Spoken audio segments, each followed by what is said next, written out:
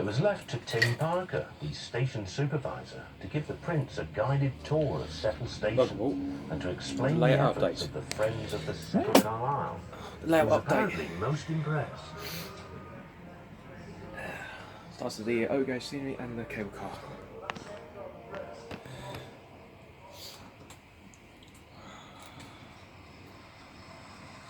One of the biggest events in the steam railway calendar is the West Somerset Railway Spring Steam Gala, which was this year titled The Pride of the Great Western.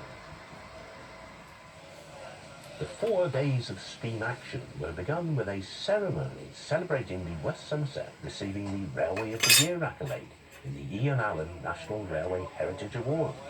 And I'm sure there'll be many more awards to come in the future. So, without further ado, let's unveil this latest one, and then I'll try to put it off the wall.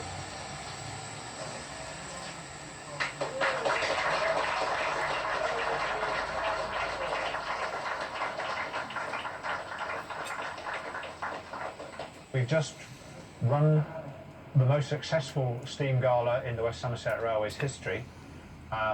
We've never before managed to collect together 12 locomotives, and to have 12 all from the same stable, all Great Western engines, was of course a really, really spectacular achievement, I think, by the team who plan these galas and who turn bright ideas into reality. You can say that again. On Saturday evening, as I was going home, I met somebody, and he'd shed a tear, he told me, because it was such a spectacle and he'd never ever dreamed he would see it again.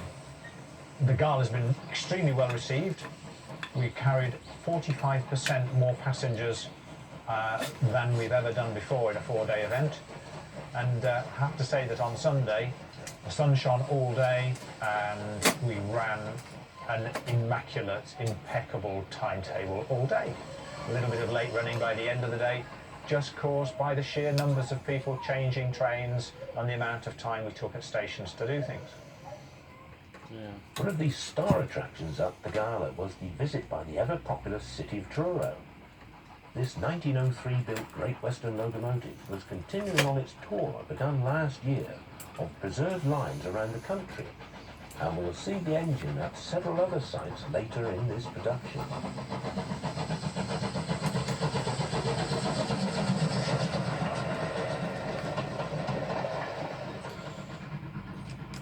This is to help hold up the layout.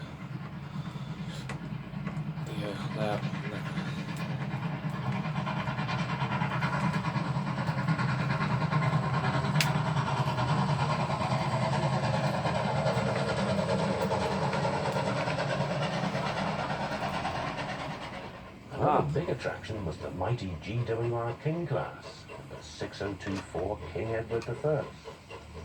Completed at Swindon in June 1930, the King is this year celebrating its 75th birthday. Hey!